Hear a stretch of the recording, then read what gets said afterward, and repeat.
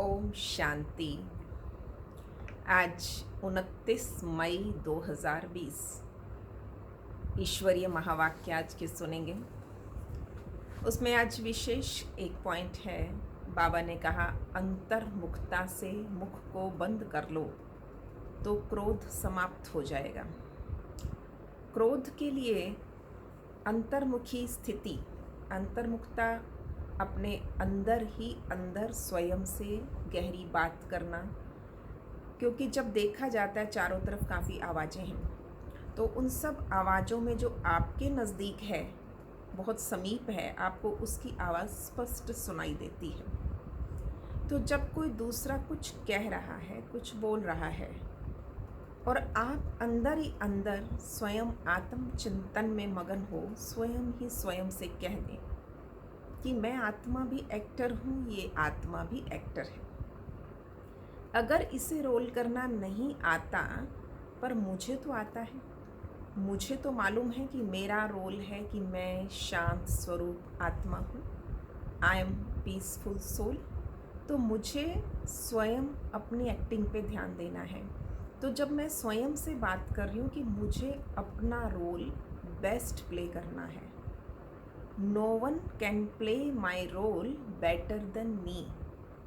इसीलिए कोई आपको कहे कि आप गलत कर रहे हो, गलत कह रहे हो, है ना, कुछ एलिगेशन लगा रहे हूँ, तो उस सब पर ध्यान ना देते हुए स्वयं चेकिंग करें कि वाकई गलती कहीं है। जहाँ गलती है वहाँ स्वयं को सुधारें। छोटे छोटे शब्द होते हैं, सॉरी कह देना। छोटे छोटे शब्द होते हैं, किसी ने शिक्षा दे दी तो थैंक्स कह देना। तो जब इन छोटे छोटे शब्दों का प्रयोग जीवन में बहुत बड़ा चेंज ले आता है, और ब्राह्मण जीवन में क्रोध समाप्त करना ही है। जैसे काम विकार है, महाशत्रु है, तो क्रोध भी महाशत्रु की लिस्ट में ही आता है। और आपके घर में अगर शत्रु है, आपके कमरे में अगर कोई छोटी मोटी चीज़ आ जाए, कोई कॉकरोच आ जाए, तो शायद हम रहने भी दें, पर चूहा आ जाए तो हम क्या करते हैं, उसे निकालने का प्रयास। और सांप आ जाए तो तुरंत आप सोएंगे नहीं जब तक कि वो निकल ना जाए। इसी प्रकार से क्रोध वही विषैला सांप है। अगर इस प्रकार, इस दृष्टि से हम देखेंगे तो हम स्वतः ही सहज ही उसे निकालने में सफल हो जाएंगे। क्योंकि तब तक हमने चैन नहीं लेना कि जब तक मैंने अपनी स्थिति को बहुत शांत ना बना लें। तो इसलिए स्वयं पर अटेंशन देना आवश्यक है। इसलिए अंतर्मुखता, अंतर्मुखता, मुखड़ा जब अंदर की तरफ करें। अभी तक ये मुखड़ा, ये आँखें, ये कान, ये नाक, ये सब कुछ बाहरी दुनिया को देख रहे हैं, सुन रहे हैं। तो सब कुछ अब तक जो सुना देखा वो बाहर की दुनिया का था। अब मैं थोड़ा सा मुखड़ा अंदर करूं, स्वयं को स्वयं सुने, अंतर्मन की आवाज़ सुने। बाबा जो कह रहा है चिंतन में लाएं और उसे सुने, और उसके साथ साथ देखें स्वयं को, अपनी चमकीली स्थिति को, अपनी फरिश्ता स्थिति को अंदर ही अंदर। मुखड़ा थोड़ा अंदर, देखना है तो अंदर, सुनना है तो अंदर, तो अंतर्मुखता। तो इससे क्रोध सहज समाप्त हो जाएगा। क्योंकि ब्राह्मण इस समय सबसे बड़ी बात ये भी ठीक कर लिया, पवित्र भी रहने लगे, ये धारणा अपना ली, वो धारणा अपना ली, सब धारणाएं अपना लेते हैं, परंतु क्रोध के लिए कहते हैं अभी भी कुछ कुछ बाकी है, थोड़ा थोड़ा बाकी है। तो उस पर बहुत, जिसको बाबा शब्द देते हैं, एड़ी चोटी का जोर लगा दो, खास अटेंशन दें कि कोई, अगर हमने पवित्र भोजन अपना लिया तो कोई ज़बरदस्ती मुझे कुछ गलत खिला पिला नहीं सकता। तो इसी प्रकार से अगर मैंने शुद्ध बोली अपना ली तो ज़बरदस्ती कोई मुझसे, मेरे मुख से कोई निकलवा नहीं सकता। तो इसलिए कभी कभी कहते मेरे मुंह से निकल गया, तो मन में है इसीलिए मुख से निकला है। इसलिए अटेंशन देना है तो मन के संकल्पों की गति धैर्यवत हो। कितनी शांति और कितनी धैर्यता मेरे मन के संकल्पों में है, तो ऑटोमेटिकली वो मुख पर भी आएगी, शब्दों में भी आएगी। आचरण में भी आएगी। तो इसलिए बाबा ने हम बच्चों को शुद्ध स्वरूप, शांत स्वरूप आत्मा कहा है, तो उसका स्वरूप बनकर दिखाएं। क्योंकि बाबा ने आज वरदान भी दिया है, स्वयं की गुण, शक्तियाँ, विशेषताएं, ज्ञान विश्व सेवा प्रति अर्पित कर दो। जो चीज़ सब कुछ हम विश्व सेवा में अर्पित कर देंगे, बाबा ने कहा आप विश्व सेवा में सरेंडर, तो माया आपके सामने सरेंडर। माया को समर्पित करना, सरेंडर कराने का सहज तरीका यही है कि मैं स्वयं में उलझा हुआ न रह जाऊँ। मैं अपने लिए ही यूज़ कर रहा हूँ, अपनी शक्तियों को अपने प्रति लगा रहा हूँ, इसलिए नहीं है अब ये मेरी शक्तियाँ, अब ये शक्तियाँ विश्व सेवा के लिए है। तो आज बाबा ने कहा कि जब थोड़ा थोड़ा टेंशन कम होता है, देही अभिमानी से फिर देह अभिमान में आए, घड़ी घड़ी देह अभिमान में आए। देह अभिमान में आना अर्थात मिस्टेक्स, गलतियाँ, और उसके पश्चात बाबा से पश्चाताप, माफ़ी मांगना। बाबा किसी हद तक तो कह देते होते हैं कि ऐसा कर दो तो माफ़ी मिल जाएगी, परंतु अभी तो वो बाप के रूप में है, उसके पश्चात अंत समय वो सिर्फ और सिर्फ धर्मराज रूप होगा। तो बाबा इसमें एग्जाम्पल कई बार देते हैं कि जज का बच्चा, यानी वो पिता रूप में है, वो अपने बच्चे को बहुत अच्छी अच्छी शिक्षाएं, बातें और कुछ कायदे कानून समझाता रहेगा, परंतु अगर वो बच्चा गलती कर चुका, कटघरे में उसी बाप के सामने खड़ा है, तो उस समय वो बाप नहीं होता, जज होता है, और वो जज सिर्फ अपनी जजमेंट देगा।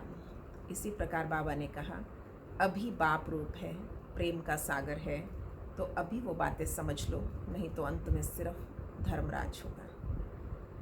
क्योंकि बाबा ने कहा मैं सबका उद्धार कर दूंगा, इन सन्यासियों का, शंकराचार्य, सबका उद्धार करने वाला मैं हूँ, तो उन सब का उद्धारक वो मेरा पिता है।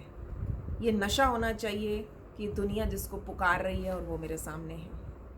तो आज इस नशे से मुरली सुनेंगे। आज के महावाक्यों में है, मीठे बच्चे, तुम्हें नशा रहना चाहिए कि जिस शिव की सभी पूजा करते हैं वो अभी हमारा बाप बना है और हम उसके सम्मुख बैठे हैं। प्रश्न है, मनुष्य भगवान से क्षमा क्यों मांगते हैं? क्या उन्हें क्षमा मिलती है? उत्तर है, मनुष्य समझते हैं हमने जो पाप किए उसकी सजा भगवान धर्मराज से दिलाएगा, इसलिए क्षमा मांगते हैं। लेकिन उन्हें अपने कर्मों की सजा कर्म भोग के रूप में भोगनी ही पड़ती है। भगवान उन्हें कोई दवाई नहीं देता, गर्भ जेल में भी सजाएं भोगनी है। साक्षात्कार होता है कि तुमने ये किया, ईश्वरीय डायरेक्शन पर नहीं चले हो, इसलिए ये सजा है। गीत है, तूने रात गंवाई सोए के दिवस गंवायो खाए। ओम शांति। किसने कहा? रूहानी बाप ने कहा। वो ऊंचे ते ऊंचे, सभी मनुष्यों से भी, सभी आत्माओं से भी। सब में आत्मा ही है ना। शरीर तो पार्ट बजाने के लिए मिला है। अभी तुम देखते हो सन्यासियों आदि के शरीर का भी कितना मान है, अपने गुरुओं आदि की कितनी महिमा करते हैं। ये बेहद का बाप तो गुप्त है, तुम बच्चे समझते हो। शिव बाबा ऊंच ते ऊंच है, उससे ऊंच कोई है नहीं। धर्मराज भी उनके साथ है, क्योंकि भक्ति मार्ग में क्षमा मांगते हैं, हे भगवान क्षमा करना। अब भगवान क्या करेंगे? यहाँ गवर्नमेंट तो जेल में डाल देती है, गलती की तो सज़ा मिलेगी, वो जेल में डालती है। वो धर्मराज गर्भ जेल में दंड देते हैं, भोगना भी भोगनी पड़ती है, जिसे कर्म भोग कहा जाता है। अभी तुम जानते हो कर्म भोग कौन भोगते हैं, क्या होता है? कहते हैं हे प्रभु क्षमा करो, दुख हरो, सुख दो। अब भगवान कोई दवाई करता है क्या? वो तो कुछ कर ना सके, तो भगवान को क्यों कहते हैं? क्योंकि भगवान के साथ फिर धर्मराज भी है। बुरा काम करने से जरूर भोगना पड़ता है। गर्भ जेल में सजा भी मिलती है साक्षात्कारों की द्वारा, यानी विद प्रूफ कि क्या क्या किया तुमने जिसकी ये सजा है। बगैर साक्षात्कार सजा नहीं मिलती। गर्भ जेल में तो कोई दवाई आदि नहीं है ना, वहाँ सजा भोगनी ही पड़ती है। जब दुखी होते हैं तो कहते हैं हे भगवान इस जेल से निकालो। अभी तुम बच्चे किसके सामने बैठे हो? ऊंचे ते ऊंच बाप है तो गुप्त, और सभी के तो शरीर देखने में आते। यहाँ शिव बाबा को तो अपना हाथ पांव आदि है नहीं। फूल आदि भी कौन लेगा? इनके हाथ से ही लेना होगा, ब्रह्मा के हाथ से लेंगे। पर बाबा कहते अगर चाहें तो, परंतु कोई से लेते नहीं है। जैसे वो शंकराचार्य कहते हैं ना, हमको कोई छुए नहीं, तो बाबा भी कहते हम पतितों का कुछ भी कैसे लें, हमको फूल आदि की तो दरकार ही नहीं है। भक्ति मार्ग में सोमनाथ आदि के मंदिर बनते, फूल चढ़ाते, परंतु मुझे तो शरीर है ही नहीं, आत्मा को कोई छुएगा कैसे? कहते हैं हम पतितों से फूल कैसे लेवें, कोई हाथ भी नहीं लगा सकते, पतितों को छूने भी ना दें। क्यों बाबा कह रहे हैं? आज बाबा कहते हो और कल फिर जाके नरकवासी बनते, ऐसे को तो देखें भी नहीं। बाबा कहते मैं तो ऊंचते ऊंच हूँ। इन सब सन्यासियों आदि का भी ड्रामा अनुसार उद्धार करना है। मुझे कोई जानता ही नहीं। शिव की पूजा करते हैं, परंतु उसको जानते थोड़ी हैं कि ये गीता का भगवान है और यहाँ आकर ज्ञान देते। गीता में श्री कृष्ण का नाम डाल दिया, श्री कृष्ण ने ज्ञान दिया, बाकी शिव क्या करते होंगे? तो मनुष्य समझते हैं वो आते ही नहीं। अरे पतित पावन श्री कृष्ण को थोड़ी कहेंगे, पतित पावन तो मुझे कहते हैं ना।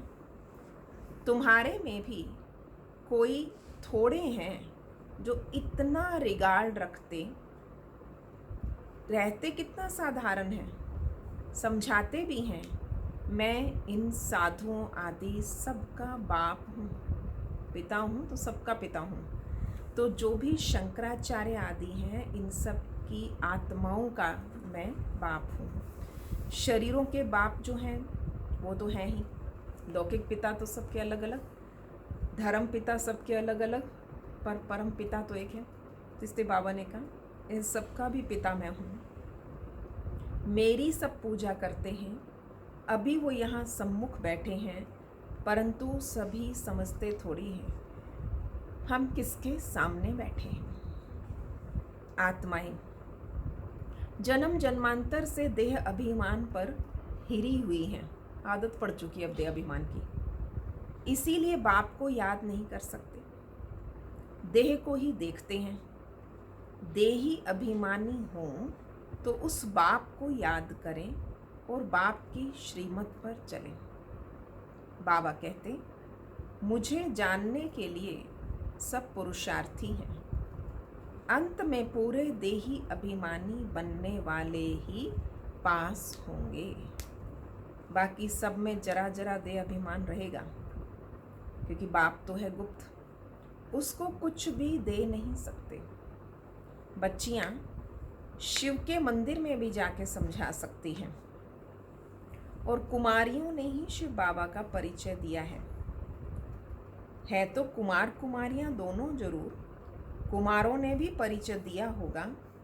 माताओं को तो खास उठाते हैं, क्योंकि उन्होंने पुरुषों से जास्ती सर्विस की है। तो बच्चों को सर्विस का शौक़ होना चाहिए, जैसे उस पढ़ाई का भी शौक़ होता है ना, वो है जिस्मानी, ये है रूहानी। कईयों को जिस्मानी पढ़ाई का शौक़ कितना होता है, वो 40, 50, 60 साल के भी हो जाते हैं पर पढ़ाई नहीं छोड़ते, वो आगे से आगे डिग्रीज़ पे डिग्री, डिग्री पे डिग्री लेते रहते हैं, तो शौक़ होता है। तो बाबा ने कहा ऐसे इस रूहानी पढ़ाई का शौक़ होना चाहिए। ये नहीं एक बार मुरली सुन ली, हाँ बस सुन लिए, मुरली सुनी थी, हाँ सुन रखी है, और उसके बाद याद कितनी है, अटेंशन कितना है, पर एक बार मुरली सुन के ऐसे लगता है जैसे काम पूरा हो गया, भैया एक रूटीन पूरी करनी थी वो पूरी कर दी, निभा ली मैंने। शौक़ नहीं, तो शौक़ होना चाहिए, बाबा कहते हैं। तो सेवा का भी शौक़ होना चाहिए, पढ़ाई का भी। वो है जिस्मानी, ये रूहानी। जिस्मानी पढ़ाई पढ़ेंगे, ये ड्रिल आदि सीखेंगे, वहाँ मिलेगा कुछ भी नहीं। समझो, अभी किसी को बच्चा जन्मता है, धूमधाम से उसकी छठी मनाते, पर वो पाएगा क्या? दुनिया रहनी कितनी है? बाबा कहते कितनी चलनी है, जो आज इतनी धूमधाम से इतने खुश हो रहे हो, सेलिब्रेशन हो रहे हैं, पर आखिरकार बाबा ने कहा उसको प्राप्ति क्या होने वाली है? इतना समय ही नहीं जो कुछ पा सकें, यहाँ से भी जाकर जन्म लेते हैं, परंतु वो भी समझेंगे तो कुछ भी नहीं। यहाँ से माने इस ब्राह्मण परिवार से भी जब शरीर छूटता है तो अगला जन्म फिर से जो छोटा सा बच्चा बनता है ना, तो वो शिव बाबा बचपन से बिल्कुल 2 साल का भी नहीं होता है, और वो बड़े प्यार से शिव बाबा करते हैं। तो बाबा ने कहा बच्चे अभी समझेगा कुछ नहीं, यहाँ का बिछड़ा हुआ होगा, तो जो सीख कर गया होगा उसी अनुसार छोटेपन से ही शिव बाबा को याद करता होगा। ये तो मंत्र है ना, छोटे बच्चों को ही सिखाएंगे। वो बिंदु आदि तो कुछ समझेगा नहीं कि भगवान बिंदु है, ये नहीं, पर सिर्फ शिव बाबा कहते होंगे। शिव बाबा को याद करो तो स्वर्ग का वर्षा पाएंगे। ऐसे उन्हें समझाएंगे तो वो भी स्वर्ग में आ जाएंगे, परंतु ऊंच पद नहीं पा सकेंगे। ऐसे बहुत बच्चे आते हैं, शिव बाबा कहते रहते हैं, फिर अंतमति सुगति हो जाएगी। इसलिए बाबा ने कहा बच्चे सबका अंत सुहेला होगा क्या? बाबा की याद से। ये राजधानी स्थापन हो रही है। अब मनुष्य शिव की पूजा करते हैं, पर जानते थोड़ी ही हैं। जैसे छोटा बच्चा शिव शिव कहते समझते नहीं हैं, यहाँ भी पूजा करते हैं, परंतु पहचान कुछ भी नहीं है। तो उन्हें बताना चाहिए तुम जिसकी पूजा करते हो वही ज्ञान का सागर, गीता का भगवान है, और वो हमें पढ़ा रहे हैं। इस दुनिया में और कोई मनुष्य नहीं जो कह सके कि शिव बाबा हमको राजयोग पढ़ा रहे हैं। ये सिर्फ तुम जानते हो, सो भी भूल जाते हो। भगवानुवाच, मैं तुम्हें राजयोग सिखाता हूँ। किसने कहा? भगवानुवाच। काम महाशत्रु है, इस पे जीत पहनो। पुरानी दुनिया का संन्यास करो। तुम हठ योगी हद के सन्यासी हो। जब उन्हें समझा रहे हो, कोई शंकराचार्य है या कोई सन्यासी हो तो बताओ। वो शंकराचार्य जो शिक्षाएं दे के चले गए और अनेकों सन्यासी बनाए, ये है शिवाचार्य। कौन सा आचार्य मिल गया हमें? शिवाचार्य। वो हमें सिखाते हैं। कृष्ण आचार्य नहीं कह सकते, वो तो छोटा बच्चा है। सतयुग में ज्ञान की दरकार नहीं रहती। जहाँ जहाँ शिव के मंदिर हैं, वहाँ तुम बच्चे बहुत अच्छी सेवा कर सकते हो। शिव के मंदिर में जाओ। माताओं का जाना अच्छा है, वैसे भी मंदिरों में माताएं बहनें ज़्यादा जाती हैं, तो कन्याएं जाएं उससे भी अच्छा है। अभी तो हमको बाबा से राज्य भाग्य लेना है। बाप हमें पढ़ाते हैं, फिर हम महाराजा महारानी बनेंगे। ऊंचे ते ऊंच बाप ही है, ऐसी शिक्षा कोई मनुष्य दे ना सके। ये है कलयुग। सतयुग में था इनका राज्य। ये राजा रानी कैसे बने? किसने राजयोग सिखाया जो सतयुग के मालिक बने? जिसकी तुम पूजा करते हो वो हमें पढ़ाकर सतयुग का मालिक बनाते हैं। ब्रह्मा द्वारा स्थापना, विष्णु द्वारा पालना। पतित प्रवृत्ति मार्ग वाले ही पावन प्रवृत्ति मार्ग में जाते हैं। कहते भी हैं बाबा हम पतितों को पावन बनाओ, पावन बनाकर देवता बनाओ। ये प्रवृत्ति मार्ग है। निवृत्ति मार्ग वालों का गुरु बनना ही नहीं, निवृत्ति मार्ग वालों का गुरु बनना ही नहीं। जो पवित्र बनते हैं उनके गुरु बन सकते हो। ऐसे बहुत कंपेनियन भी होते हैं, विकारों के लिए शादी नहीं करते। तो तुम बच्चे ऐसी ऐसी सर्विस कर सकते हो, अंदर में शौक होना चाहिए। हम बाबा के सपूत बच्चे बन क्यों ना जाके सेवा करें। पुरानी दुनिया का विनाश सामने खड़ा है और अब शिव बाबा कहते हैं श्री कृष्ण तो हो ना सके, है ना। विनाश काल में और महाभारत का काल चल रहा हो और श्री कृष्ण आए और ज्ञान देने लग जाएं। बाबा ने कहा समय चल रहा है महाभारत काल, पर शिव बाबा कहते हैं अब विनाश सामने खड़ा है पुरानी दुनिया का, पर अभी श्री कृष्ण तो हो ना सके इस दुनिया में। वो तो एक ही बार सतयुग में होगा। दूसरे जन्म में वही फीचर, वही नाम थोड़ी होता है। 84 जन्म 84 फीचर्स। श्री कृष्ण ये ज्ञान किसी को सिखा ना सके, वो श्री कृष्ण कैसे यहाँ आएंगे। अभी तुम इन बातों को समझते हो। आधा कल्प अच्छे जन्म होते हैं, फिर रावण राज्य शुरू होता। मनुष्य हूबहू जैसे जानवर मिसल बन जाते, एक दोम से लड़ते झगड़ते रहते हैं। लड़ाई झगड़े करने वालों को बाबा कहते हैं जानवर मिसल हो गए। तो रावण का जन्म हुआ ना, बाकी 84 लाख जन्म तो है नहीं। इतनी वैरायटी है, जन्म थोड़ी इतने लेते हैं। तो ये बाप बैठ समझाते, वो ऊंचते ऊंच भगवान वो पढ़ाते हैं। नेक्स्ट में फिर ये भी तो है ना, ब्रह्मा बाबा भी तो हमें पढ़ाते थे, प्रैक्टिकल अपने जीवन से भी पढ़ाते थे। नहीं पढ़ेंगे तो किसी के पास जाके दास दासियाँ बनेंगे। क्या शिव बाबा के पास दास दासी बनेंगे? होते हैं शिव बाबा के दास दासी, ये तो कोई रिलेशन ही नहीं है। तो बाबा ने कहा बच्चे बाप तो समझाएंगे, समझाते हैं, पढ़ते नहीं हो तो सतयुग में दास दासियाँ बनेंगे। जो कुछ सर्विस नहीं करते, खाया पिया सोया, क्या बनेंगे? बुद्धि में आता तो है ना क्या बनेंगे। हम तो महाराजा बनेंगे, हमारे सामने भी नहीं आएंगे। बाबा कहते क्या हो खुद भी समझते हो ऐसे हम बनेंगे, परंतु फिर भी शर्म कहाँ है। हम अपनी उन्नति कुछ तो पाले में। कैसे मेरा दिन बीत रहा है, सारे दिन में देखो मैंने क्या सेवा की। किसी के लिए संकल्प भी आया मुझे सारा दिन में कि आज मैंने किसी का उद्धार करना है, आज मैंने किसी को ज्ञान देना है, कुछ तो रतन दे दूँ। इतने सारे रतन रोज़ लेके संजो के बैठ गए। बाबा इसको कहते होते हैं रोज़ अपने लॉकर में डाल दिए और आप देते किसी को नहीं, महाकंजूस। तो बाबा याद कराते होते हैं बच्चे देते जाओ देते जाओ। हम अपनी उन्नति कुछ तो पाले में, समझते ही नहीं। तब बाबा कहते हैं ऐसे मत समझो, ये ब्रह्मा कहते हैं हमेशा शिव बाबा के लिए समझो। शिव बाबा का तो रिगार्ड रखना है ना। क्यों? क्योंकि वो बाप के साथ साथ क्या है, वो धर्मराज भी है। नहीं तो धर्मराज के डंडे बहुत खाएंगे। कुमारियों को तो बहुत होशियार होना चाहिए। ऐसे थोड़ी यहाँ सुना और बाहर गए खलास। बाबा कहते हैं बच्चों की मतलब कुमार कुमारियों की तो बुद्धि बहुत बहुत सालिम होती है। तो इसलिए बाबा कहते हैं बच्चे अपनी बुद्धि का कमाल दिखाओ। भक्ति मार्ग की कितनी सामग्री है। अब बाप कहते हैं विष छोड़ो, स्वर्गवासी बनो। ऐसे ऐसे स्लोगन बनाओ, बहादुर शेरनियाँ बनो।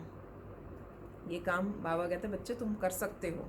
बहादुर शेरनियाँ बनो। बेहद का बाप मिला है, फिर क्या परवाह। गवर्नमेंट धर्म को ही नहीं मानती है तो वो तो फिर मनुष्य से देवता बनने कैसे आएंगे।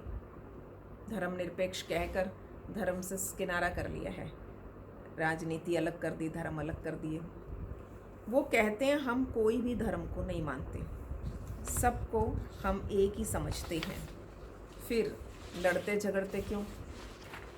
सबको एक समझते हो तो लड़ते झगड़ते क्यों? झूठ तो झूठ, सच की रत्ती भी नहीं। पहले पहले ईश्वर सर्वव्यापी से ही झूठ शुरू होता है। हिंदू धर्म तो कोई है ही नहीं। क्रिश्चियंस का अपना धर्म चलाता है, वो अपने को बदलते ही नहीं। ये एक ही धर्म है जो अपने धर्म को बदल हिंदू कह देते हैं। और फिर नाम कैसे कैसे रखे, श्री श्री फलाने फलाने। अभी श्री अर्थात श्रेष्ठ कहाँ है, और नाम लेते हैं श्री श्री। श्रीमत भी किसी की नहीं है, ये तो उन्हों की आयरन एज्ड मत है। उसको श्रीमत कैसे कह सकते।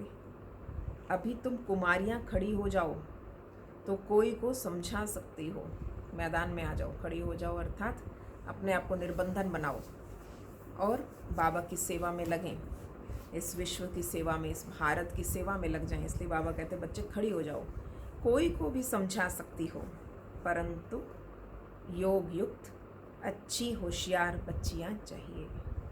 अच्छा, मीठे मीठे सिकिलधे बच्चों प्रति माता पिता बाप दादा का याद प्यार और गुड मॉर्निंग। रूहानी बाप की रूहानी बच्चों को नमस्ते। हम रूहानी बच्चों की रूहानी बाप दादा को नमस्ते जी, नमस्ते जी। गुड मॉर्निंग बाबा, शुक्रिया बाबा। धारणा की बात है, खास बाबा ने आज का अपनी उन्नति करने के लिए बाप की सर्विस में तत्पर रहना है। सिर्फ खाना पीना सोना ये पद गंवाना है। दूसरा है बाप का और पढ़ाई का रिगार्ड रखना है। देही अभिमानी बनने का पूरा पूरा पुरुषार्थ करना है। बाप की शिक्षाओं को धारण कर सपूत बच्चा बनना है। आज का वरदान, स्वयं को विश्व सेवा प्रति अर्पित कर माया को दासी बनाने वाले सहज संपन्न भव। स्वयं को विश्व सेवा प्रति अर्पित कर माया को दासी बनाने वाले सहज संपन्न भव। अब अपना समय, सर्व प्राप्तियाँ, ज्ञान, गुण और शक्तियाँ विश्व की सेवा अर्थ समर्पित करो। जो संकल्प उठता है चेक करो, विश्व सेवा प्रति है। ऐसे सेवा प्रति अर्पण होने से स्वयं सहज संपन्न हो जाएंगे। सेवा की लगन में छोटे बड़े पेपर्स या परीक्षाएं स्वतः समर्पण हो जाएंगे। फिर माया से घबराएंगे नहीं, सदा विजयी बनने की खुशी में नाचते रहेंगे। माया को अपनी दासी अनुभव करेंगे। स्वयं सेवा में सरेंडर होंगे तो माया स्वतः सरेंडर हो जाएगी। स्वयं सेवा में सरेंडर होंगे तो माया स्वतः सरेंडर हो जाएगी। आज का स्लोगन, अंतर्मुखता से मुख को बंद करो तो क्रोध समाप्त हो जाएगा। अंतर्मुखता से मुख को बंद कर दो तो क्रोध समाप्त हो जाएगा। ओम शांति।